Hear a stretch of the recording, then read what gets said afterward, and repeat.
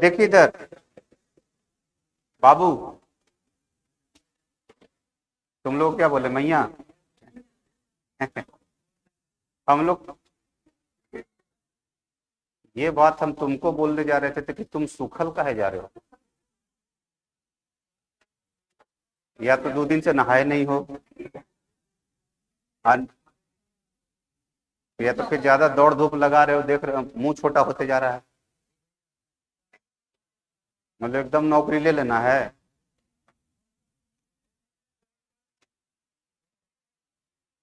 नौकरी ले ही लेना है?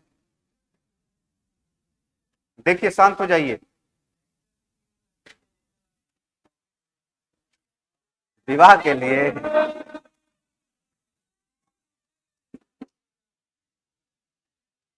बढ़िया बात है। देखो देखो ना, शांत रहो। अरे शांत हो जाइए। अब 5 बार बोलना पड़ेगा एक ही बात को। शांत तो हो जाओ।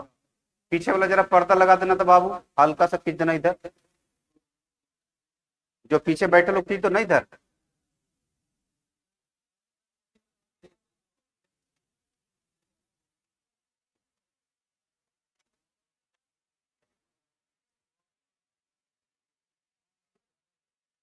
देखो उसी के बाद पे एक बात बताते हैं।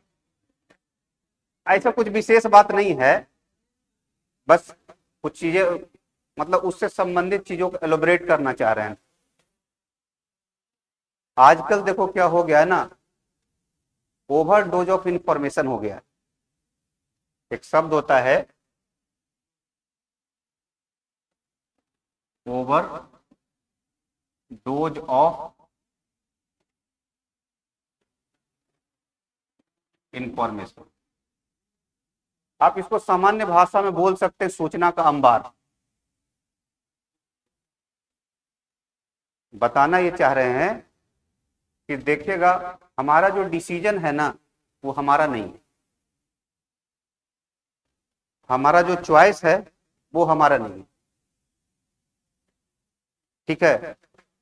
हम लोग देखो पहले किसी चीज के बारे में कैसे मत बनाते थे। पहले हम लोग किसी चीज के बारे में मत बनाते थे, किसी से जाते थे, मिलते थे, बात करते थे, उसके बाद पता उस पर थोड़ा क्रिटिकली तरीके से सोचते थे। जैसे मान लो कोई निर्णय लेना है, तो आप गए, उससे मिले, बात किए, और बात करने के बाद तब निर्णय लेते थे। पहले हम लोग किसी चीज के बारे में इसी तरह से अपना मत बनाते थे। अरे बात समझ में? लेकिन अब क्या हो रहा है कि जब से इंटरनेट आया है ना, इंटरनेट आने के बाद सूचनाओं का अंबार हो गया। तुम्हारे बात पे जाएंगे, सूचना का अंबार हो गया। मतलब एक ही विषय से संबंधित कई तरह की सूचनाएं आती, कई चैनल से, कई माध्यम से आती है। ऐसा ही हो रहा है। पहले बड़े बड़े फॉर्मेट में आता था, बाद में छोटे छोटे फॉर्मेट में हुआ, और अब तो रील्स का जमाना। 30 सेकेंड में से 40 सेकेंड में आपको जानकारी दिया जाता है। 30 से 40 सेकेंड में आपको जानकारी दिया जा रहा है। लेकिन एक बात ध्यान रखना, वो नॉलेज नहीं है, वो इंफॉर्मेशन है। जो 30 सेकेंड में आप हासिल करते हैं 40 सेकेंड में, वो नॉलेज नहीं है, इंफॉर्मेशन है वो। उससे आपको ज्ञान नहीं हो सकता। दूसरा, इंटरनेट जब से आया है ना, तब से क्या है, इतना सूचना आने के बाद क्या हुआ है, हम जो क्रिटिकली सोचते थे किसी चीज को, वो खत्म हो गया। या तो कह दीजिए सोचने का मौका ही नहीं हमको दे। एक इंफॉर्मेशन आया, दूसरा आ गया तुरंत। कहां सोच पा रहे हैं? तो सोचने की कैपेसिटी ह्यूमन का जो है ना, वो धीरे धीरे डिक्लाइन करते जा रहा है। और खास करके क्रिएटिविटी, और खास करके किसी चीज को आलोचनात्मक दृष्टि से देखने का नजरिया, ये सब डिक्लाइन करते जा रहे हैं। तो हम जो हैं, और हम क्या खाते हैं, क्या पीते हैं, क्या पहनना चाहते हैं, क्या लगाना चाहते हैं, किसको पसंद करते हैं, क्या बनना चाहते हैं, ये सब कुछ हम नहीं तय कर रहे। पहले थोड़ा ये सब समाज को देख के तय होता था, आजकल सोशल मीडिया और इंटरनेट के माध्यम से तय हो रहा है। आप कैसे कोई राय बनाते हैं? जैसे एक सबसे बढ़िया एग्जांपल आप ही से रिलेटेड, कोई बच्चा आता है, वो सोचता है नौकरी के लिए, उसको यही नहीं पता है कि प्राइवेट नौकरी में जाना है, सरकारी नौकरी में जाना है।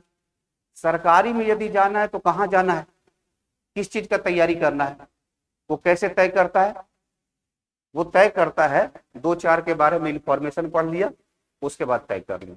जैसे एक फिल्म आया था ना, वो 12th पास या फेल, फेल, ये सब देखेगा पूरी तरह से क्या है, उससे प्रोपेगेंडा समझ लीजिए आप एक तरह से। मतलब 12th फेल हो गया आदमी, वो भी, उसको भी लगे ना, सबको लगे ना, मतलब एकदम सामान्य से सामान्य बच्चा को लगे हम भी आईएएस बन जाए। ये इंटरनेट के दुनिया में एक तरह का प्रोपेगेंडा है इसका। और बहुत सामान्य से सामान्य बच्चा देखेगा आईएएस और क्या क्या तैयारी करना शुरू कर दिया। हम ये नहीं कर सकते, कहते हैं कि वो नहीं कर सकता, लेकिन मास लेवल पर लोग खिंचा गए। तुम शायद किसी और चीज के लिए बने थे, लेकिन वो देख करके, वो पावर देख करके तुमको लगा कि नहीं बनेंगे तो यही। तो तुम अपने बारे में तुम तय नहीं किए, इंटरनेट के माध्यम से, ओटीटी के माध्यम से, शॉर्ट फिल्म के माध्यम से, या फिल्म के माध्यम से, या किसी तरह के माध्यम से वहां से तय हुई। आप इंटरनेट पे 4 लोगों को देखे इस तरह से और अपना राय बना दी। ये तो आपके बारे में हो गया। उसी तरह से आप आ जाइए रिलेशन के बारे में। रिलेशन के बारे में आप देखेंगे कि इतने बड़े पैमाना पे इंटरनेट पे प्रोपेगेंडा चलता है कि हम किस जाति के साथ रिलेशन रखेंगे, किसके बारे में हमारा मतभिन्नता खराब होगा, थिंकिंग खराब होगा, किस धर्म के लोगों से रिलेशन रखेंगे और उस धर्म के लोगों के बारे में हम क्या सोचते हैं, या हम किससे प्रेम करेंगे, कैसे प्रेम करेंगे, किस तरह का व्यक्ति होना चाहिए। उसमें आर्टिफिशियल चॉइस बहुत हो गया और इमेजिनरी हो गया बहुत ज्यादा। वो चीज इमेजिन करते हैं, कल्पना कर लेते हैं कुछ ज्यादा। आ रहा है बात समझ में? यानी आपके रिलेशन भी तय कहां से हो रहा है? इंटरनेट के माध्यम से। एक और एग्जांपल ले लेते हैं। एक एग्जांपल देखिए, सबसे बढ़िया एशियन सब कॉन्टिनेंट में सबसे बढ़िया चीज है गोरा होने का।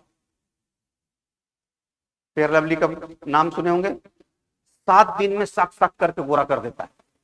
उसका एडवर्टीजमेंट आता था, पता नहीं अब आता है कि नहीं आता। अब हजारों प्रोडक्ट आ गए हैं और सब ये दावा कर रहा है कि हम ये कर दें।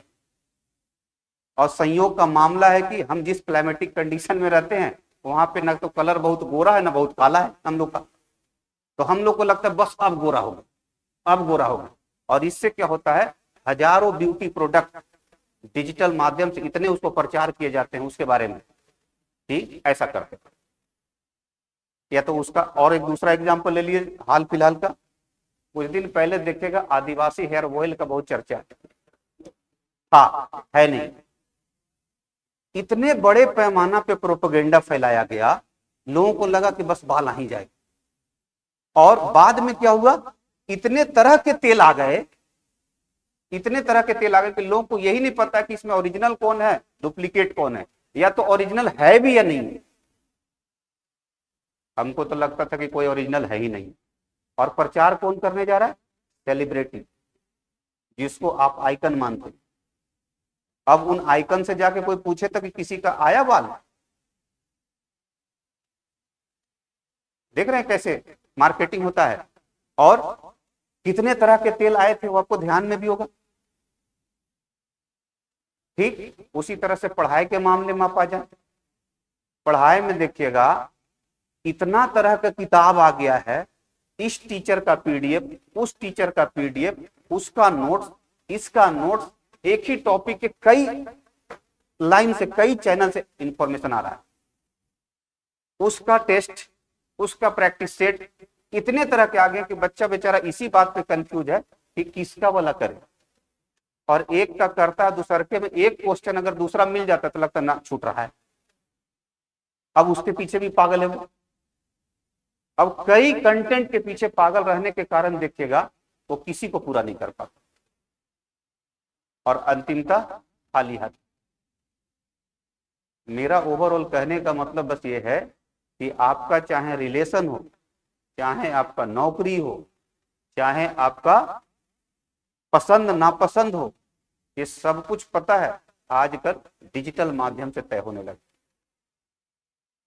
तो किसी भी चीज को अपनाने से पहले थोड़ा ठहरिए, अपने बुद्धि और विवेक का इस्तेमाल करिए और उसके बारे में थोड़ा क्रिटिकली होकर सोचिए।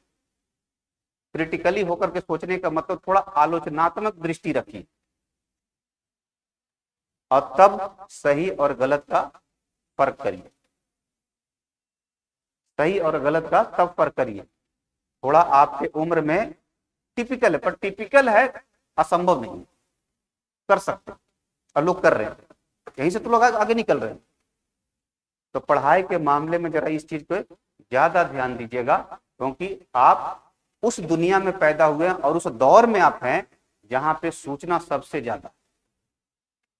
इतना सूचना शायद कभी नहीं रहा था, सूचना थे पर इतने माध्यम नहीं थे जितने माध्यम आज। और सूचना के साथ साथ एक खास बात यह भी है, इतने अवसर शायद पहले नहीं थे जितने अवसर आज, लेकिन हम उसको अच्छे से आइडेंटिफाई नहीं कर पाते क्योंकि हमारे नियति को कोई और तय कर रहा है। समझ गए? तो थोड़ा सूचनाओं को बेहतर तरीके से इस्तेमाल करिएगा और आप इसका इस्तेमाल रिलेशन में करिएगा। कुछ ज्यादा सूचना आ रहा है रिलेशन तुम्हारे ऊपर, समझ रहे बात को? तो थोड़ा सोच समझ के, नहीं तो फिर सावधानी हटी दुर्घटना घटी। आ रही बात समझ में? ये सारे चीज पे लागू होता है, ये ध्यान रखना। चलो अपने काम पे चलते हैं।